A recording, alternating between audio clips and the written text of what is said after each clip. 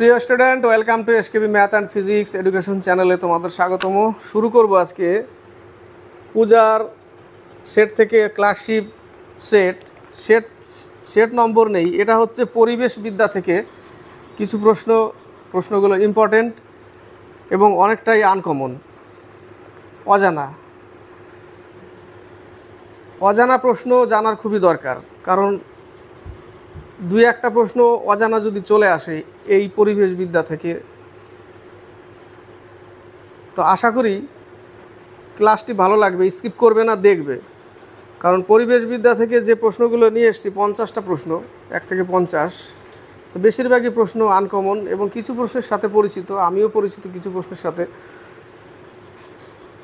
তো অজানা প্রশ্নের ক্লাস অনেকটাই ভালো লাগবে, কারণ জানা প্রশ্নের ক্লাস তো অতটা মজা আসবে না, কিন্তু অজানা হলে তোমরাও দেখবে যে কটা প্রশ্ন পারছো কটা পারছো না।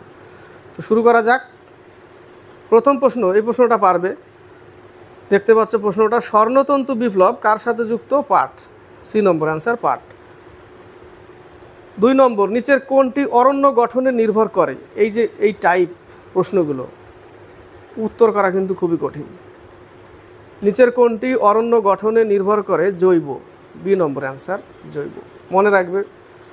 3 নম্বর, কোন সম্মেলনকে world summit on sustainable development নামে অভিহিত করা হয়? জোহান্সবার্গ সম্মেলনকে। 3-এর সি নম্বর, জোহান্সবার্গ সম্মেলনকে। 4 নম্বর, রেডিও তরঙ্গ কোন স্তরের মাধ্যমে সঞ্চালিত হয়? Ionosphere. C number answer. 5 number, কোথায় প্রথম বসুন্ধরা সম্মেলনটি অনুষ্ঠিত হয়েছিল, অর্থাৎ পৃথিবী সম্মেলন? রিও শহরে। বি নম্বর অ্যান্সার। কটা প্রশ্ন? 5-এর এটা পরিচিত, 4-এরটাও পরিচিত, 3-এরটা পরিচিত হলো কনফিউজ হবে, 2 নম্বর তো একদমই অপরিচিত, 1 নম্বর পরিচিত। তো এই টাইপের প্রশ্ন পরীক্ষায় আসলে যেন তোমরা করতে পারো, তার জন্য সবসময় থাকবো। 1 থেকে 5 পর্যন্ত কমপ্লিট হলো। 6 থেকে 8। 6 নম্বর, কোন তারিখে প্রথম বসুন্ধরা সম্মেলন আনুষ্ঠানিকভাবে শুরু হয়েছিল? 3 জুন। এ নম্বর অ্যান্সার। 7 নম্বর, কোন যুগে ডাইনোসরের বিলুপ্তি হয়েছিল? ক্রিটেসিয়াস যুগে, কিন্তু এখানে দিয়েছে 7-এর এ নম্বর, জুরাসিক যুগে। 8 নম্বর, কোন যুগে কয়লার উদ্ভব হয়? কার্বনিফেরাস যুগে। ডি নম্বর, কার্বনিফেরাস যুগে কয়লার উদ্ভব হয়, 8-এর ডি। 9 থেকে 12। 9 নম্বর, কোন সালে ইউনাইটেড নেশন এনভায়রনমেন্ট প্রোগ্রাম গঠিত হয়? 1972 সাল। D number answer. 10 নম্বর, নিম্নের কার অধীনস্থ সংস্থা হলো কমিশন অন সাস্টেইনেবল ডেভেলপমেন্ট? এ নম্বরে ইসিও, এসওসি। এ নম্বর। 11 নম্বর, স্টকহোম সম্মেলনে কটি নীতি গৃহীত হয়েছিল? 26টি। D number answer. 12 নম্বর, লিমিট টু গ্রোথ 1972 সালে গ্রন্থের লেখককে? মেডোস। C number answer. প্রশ্নগুলো অনেকটাই আনকমন, পরিবেশবিদ্যার সাথে যুক্ত, কিন্তু কি ক্লাসটি স্কিপ করবে না, দেখতে থাকবে। 13 থেকে 17। 13 নম্বর, ডাউন টু আর্থ গ্রন্থটির লেখককে? একহম। 13-র হচ্ছে বি নম্বর। এগুলো আনকমন, অনেকটাই আনকমন প্রশ্ন। 14 নম্বর, কতগুলি দেশ ব্রান্ডল্যান্ড কমিশনের সদস্য ছিল? 21টি। C number answer. 15 নম্বর, ব্রান্ডল্যান্ড কমিশনের সদস্য সংখ্যা? 23 জন। এই প্রশ্নগুলো আনকমন, অনেকটাই আনকমন, অজানা। 15-র এ নম্বর। 16 নম্বর, রিও সম্মেলনে এনজিও প্রতিনিধিরা কোথায় মিলিত হয়েছিলেন? গ্লোবাল ফোরামে। বি নম্বর অ্যান্সার। 17 নম্বর, কোন শহরকে স্বর্ণের শহর বলা হয়? এই একটা প্রশ্ন পাওয়া গেল, জোহান্সবার্গ। D number answer. প্রশ্নগুলো বেশিরভাগই আনকমন, একটা প্রশ্ন পেলাম কমন প্রশ্ন, জোহান্সবার্গ স্বর্ণের শহর। 18 থেকে 21। 18 নম্বর, বায়োস্ফিয়ার কনফারেন্স অনুষ্ঠিত হয় প্যারিসে 1968 সালে। এ নম্বর অ্যান্সার। 19 নম্বর, সিএসডি এর পুরো নাম? এ নম্বর অ্যান্সার দিয়েছে, কমিশন অন সাস্টেনেবল ডেভেলপমেন্ট। আরও আছে, অপশন অনুসারে দেখতে হবে কোনটা, এটাও এ নম্বর, কমিশন অন সাস্টেনেবল ডেভেলপমেন্ট। 20 নম্বর, কোনটি জড় উপাদানের উদাহরণ? উপরোক্ত সবগুলি দেখো, আলো বাতাস, জলমাটি, উষ্ণতা, আর্দ্রতা, উপরের সবকটি, ডি নম্বর অ্যান্সার। 21 নম্বর, সূর্য থেকে আগত সৌরশক্তির 34% মহাশূন্যে ফিরে যাওয়াকে বলে। এটা একটা ভালো ইম্পর্টেন্ট প্রশ্ন, এটাকে বলে অ্যালবেডো। কি বলা হয়? অ্যালবেডো, বি নম্বর অ্যান্সার। 22 থেকে 25, 22 নম্বর, আপ্পিকো আন্দোলনের একজন নেতা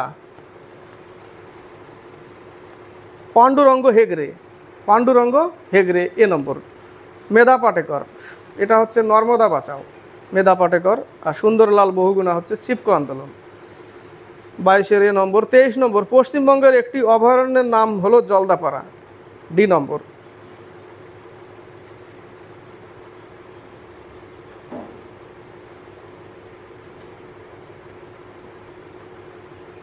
অভয়ারণ্যের নাম পশ্চিমবঙ্গের জলদাপাড়া বক্সা জাতীয় উদ্যান। 23-এর ডি নিয়েছে জলদাপাড়া। 24 নম্বর, ভারতের মোট ব্যাঘ্র সংরক্ষণ কেন্দ্র কটি? 55টি। এখানে সি নম্বর নিয়েছে 50টি। 25 নম্বর, কোন গ্যাসটি জীবের পক্ষে ক্ষতিকর ও উদ্ভিদ খাদ্য হিসেবে গ্রহণ করে? কার্বন ডাইঅক্সাইড, এ নম্বর অ্যান্সার। 26 থেকে 29, 26 নম্বর, গান্ধীবাদী শ্রী সুন্দরলাল বহুগুণা ও শ্রী চণ্ডীপ্রসাদ ভাট কোন আন্দোলনের সঙ্গে যুক্ত ছিলেন? চিপকো আন্দোলন। সুন্দরলাল বহুগুণা তো পাই, এখানে চণ্ডীপ্রসাদ ভাট, এটা মনে রাখবে, চিপকো আন্দোলন। আর নর্মদা বাঁচাও মেধা পাটেকর। 26-এর বি নম্বর। 27 নম্বর, কোন সালে ব্যাসেল চুক্তি কার্যকর হয়েছিল?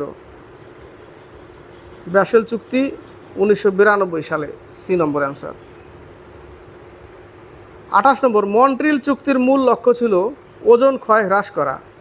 28-এর এ নম্বর, ওজোন ক্ষয় হ্রাস করা, এ নম্বর অ্যান্সার। ইম্পর্টেন্ট প্রশ্ন এটাও। 29 নম্বর, কোন সালে কিয়োটো চুক্তি সম্পাদিত হয়? 1997 সালে, 29-এর ডি নম্বর, 97। 30 থেকে 33, 30 নম্বর, কিয়োটো চুক্তির মূল লক্ষ্য ছিল কার্বন নিঃসরণ হ্রাস করা, ডি নম্বর অ্যান্সার। কার্বন নিঃসরণ হ্রাস করা হচ্ছে কিয়োটো চুক্তি। 31, T21 মডেলটি হলো সমন্বিত উন্নয়ন মডেল, বি নম্বর অ্যান্সার। সমন্বিত উন্নয়ন মডেল সম্পূর্ণ আলাদা প্রশ্ন, অনেকের হয়তো ভালো লাগবে না, বলবে এত কঠিন প্রশ্ন আসবে না পরীক্ষায়। জেনে রাখো, জেনে রাখা কি অসুবিধা। 32 নম্বর, এজেন্ডা 21 কোথায় গৃহীত হয়? রিও সম্মেলনে, 32-এর ডি নম্বর, রিও সম্মেলন। 33 নম্বর, কোন সম্মেলনকে united nations conference on human environment নামে অভিহিত করা হয়? স্টকহোম সম্মেলন, সি নম্বর অ্যান্সার। স্টকহোম সম্মেলন। 34 থেকে 37, 34 নম্বর, অনলি ওয়ান আর্থ গ্রন্থটি কার লেখা? Eckholm, C number answer, একহোম।